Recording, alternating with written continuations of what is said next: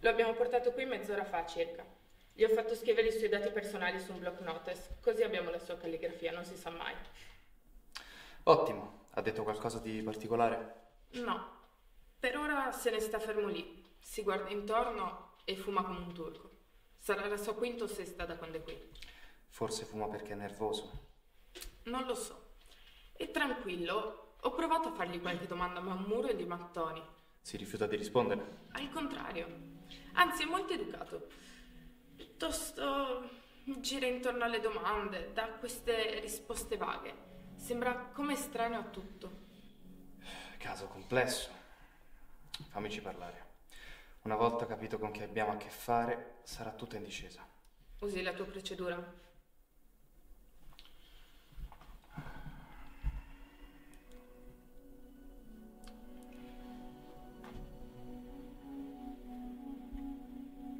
Giacomo ha chiamato? No. Forza, tu rimani qui e controlla se ha degli atteggiamenti strani. Io vado. In bocca al lupo.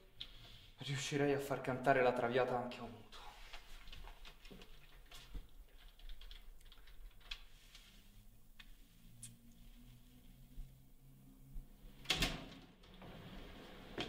Signor Taras, buongiorno. Io sono l'ispettore Giancarlo Marescotti. Lo so, la sua collega continuava a nominarla. È pratico di interrogatorio, immagino. Lei lo è? Dunque, signor Taras, che detesto perdere tempo, quindi arriverei direttamente al punto della faccenda. Immagino lei sia al corrente di quanto accaduto a Ivan Milic e a Francesco Garofalo. Una cosa tragica. Ci è stato detto che lei conoscesse personalmente entrambe le vittime, il che, se permette, se non incredibile, risulta perlomeno singolare. Avevo intuito il motivo per cui mi trovo qui. Spero di poter essere utile. Ah, spero anch'io. Quando è l'ultima volta che li ha visti? Deve essere stato le rispettive sere in cui non ho fatto attenzione, però mi sembrava di averli intravisti al bancone. Già, Milic risulta essere uscito verso le 10:30 del 15 marzo, mentre Garofalo pochi minuti dopo la mezzanotte del 20 aprile. Lei se n'è andato via prima? Dopo? Prima, probabilmente. Non mi intrattengo mai oltre le 9:30 lì. Le hanno detto qualcosa di particolare? Qualcosa che possa aiutarci a restringere il campo delle indagini? Non ho spiccicato parola con nessuno dei due. Ma che tipo di rapporti intratteneva con loro? Eravamo conoscenti. 4 chiacchiere al bar ogni tanto, nulla più. Ma lei non mi sembra un tipo da 4 chiacchiere al bar di quel genere, capisce? La ringrazio. Frequento quel posto solo perché si trova vicino a casa mia. Già, lei possiede un appartamento in via Derivo 72, una parallela di via Dante. Un appartamento con una storia, a quanto risulta. Certo. Lei nacque qui il 7 marzo del 1987, giusto? Sì. E ha vissuto in quell'appartamento per 25 anni con la sua famiglia. Però lei tentò di scappare più volte, nel 2004, 2006. È giusto anche questo? Sì. Posso chiederle come mai? La situazione familiare non era idillica. Già, lo sento più di quanto vorrei. Qui sta scritto anche che Rebecca Jugovic, sua madre, morì suicida qualche anno più tardi, quando lei ne aveva 23, 22. Qui dice 23. Credo di avere qualcosa in più da dire sul suicidio di mia madre rispetto al suo fascicolo. 22. Le mie condoglianze, mi dispiace. Lei era molto legato, immagino. Quanto può essere legato un figlio all'unica persona che tenta di fermare il padre quando questi lo riempie di botte? Che questo lo sento molto di più di quanto vorrei. Il lupus in fabula. 3 anni più tardi, Dimitri Taras, suo padre, scomparve nel nulla. Nessuno seppe più niente di lui. Questo invece è corretto. Sì. Suo padre è venuto in Italia da Kursk, in Russia, nel 1984. È necessario parlare di questo. Nel fascicolo. Non risulta fosse un cittadino modello, ecco. Nulla di serio, ma sa qualche problema con le forze dell'ordine qua. Qualche rapporto con i malavitosi della zona là. Che lei sappia, aveva dei nemici che avrebbero potuto... No, se ne andò e basta. E se ne andò poco prima che lei stesso cambiasse casa, un mese più tardi circa. Questo le crea problemi? No, solamente non mi spiego e trovo strano che suo padre abbia preso una decisione del genere di punto in bianco, con ancora un figlio per giunta. È ancora più strano che quello stesso figlio, a gennaio di quest'anno, abbia deciso di ricomprare la casa di famiglia. Perché così di recente? Motivi personali. Del tipo? Del tipo privati. E in ogni caso non le interessano.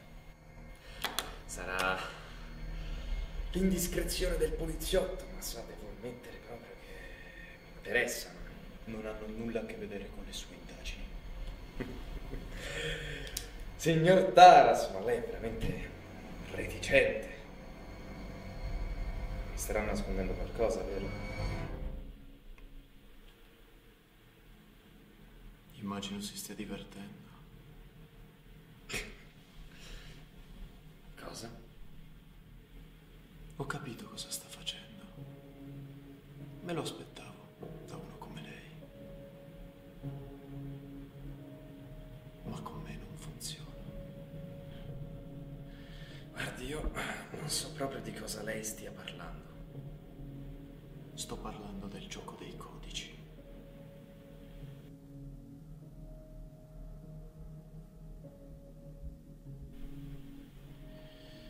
Guardi, io non ho idea. Io dico che ce l'hai invece. È solo troppo stupido perché anche io ne sono a conoscenza. Il gioco dei codici è basato su una premessa fondamentale. Tutto è scandito da leggi logiche, razionali. Tutto ciò che noi facciamo, diciamo o persino pensiamo, noi siamo insiemi di operazioni logiche, niente più che dei codici. Enormi, complessi, articolati codici. Ma lo sa qual è il bello della logica? Ogni cosa nella logica può essere capita e ogni codice può essere decifrato. Certo, occorrono deduzioni, indizi, informazioni, ma la logica non è passionale, è meccanica ed eventualmente si giungerà alla soluzione del codice. Guardi, quello che dice è un'assurdità, io sto solo eseguendo la procedura.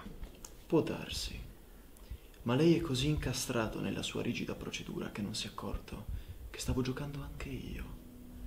E mentre lei adesso è ancora in alto mare, io, ispettore, io l'ho già decodificata. Questo strato di durezza, autorevolezza che vanta è assai labile. Non mi incute paura, né rispetto.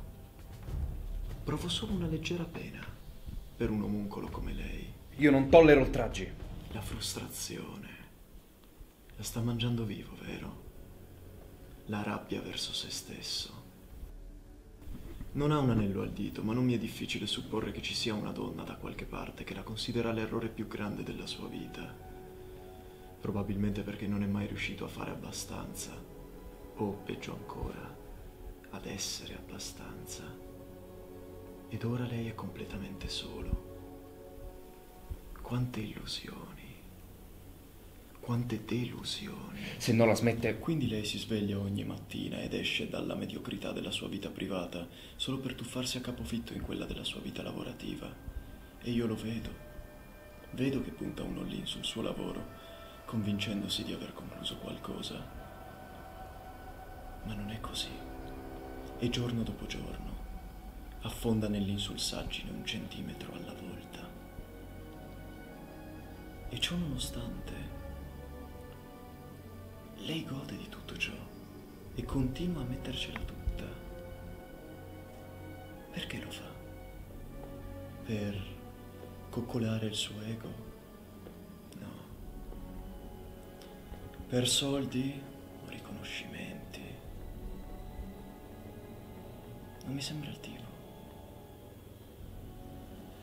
O forse per compensazione, per fare colpo su qualcuno e avere la sua fiducia. Diciamo, un superiore deluso? Un parente? Un genitore? O forse un figlio deluso? Sono sicuro che tutti qui al distretto la ammirano tanto quanto la rispettano. Lo si capisce da come parlano di lei, in primis la sua collega. Che vergogna deve provare in questo momento. Che umiliazione. E lo sa qual è la parte migliore? La parte migliore è che lei sa che io ho ragione. Non lo ammetterebbe per nulla al mondo, ma lo sa dentro. Lo sa perché in questi pochi minuti io ho capito più cose su di lei che lei su di me.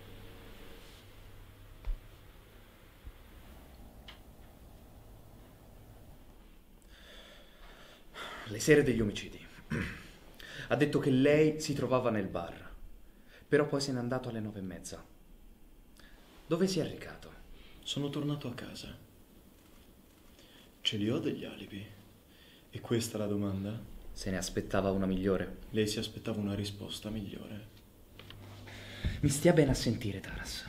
Lei non è nella posizione di fare i suoi fottuti giochi di parole con me, ha capito bene? Lei è stato visto per 2 volte uscire con delle persone che poche ore dopo sono state ammazzate di botte. E questa informazione da dove arriva? Qui le domande le faccio io. Scommetto dal barista. Onestamente me lo ricorderei se fossi uscito con Milic o con Garofalo. Ah, quindi lei nega di essere uscito insieme a loro? Sì. E in ogni caso sarebbe la mia parola contro quella del barista. Ma ho come l'impressione che un uomo sulla sessantina, gestore di un posto del genere, che venderebbe l'anima al diavolo per qualche spicciolo extra, senza contare poi i precedenti per droga. Ah, e questo lei come lo sa? Me lo ha detto lui stesso. Prendi un caffè al bar e quello là ti racconta anche cosa ha mangiato a colazione. E ha accennato anche a qualche problemino con le forze dell'ordine. Tutto questo non sembra renderlo una fonte granché attendibile, le pare? Lei mente. Come? Io penso che lei sia uscito con Milic e anche con Garofalo le rispettive sere in cui sono morti. Solo che non vuole dirmelo. Libero di pensare quello che vuole. Io il mio dovere l'ho fatto. E credo sia arrivato il momento di congedarci. Le dispiace? Sì, mi dispiace, lei non va da nessuna parte. Ispettore, io sono un libero cittadino. E credo che la parola libero sia già stata compromessa, dato che sono stato forzato a rimanere qui. E vengo continuamente accusato senza alcun tipo di prova. Trovi anche solo una domanda alla quale non ho risposto e io rimarrò qui. Ma è chiaro che sta cercando di tergiversare. E io sto finendo le sigarette. Quindi glielo ripeto. Le dispiace?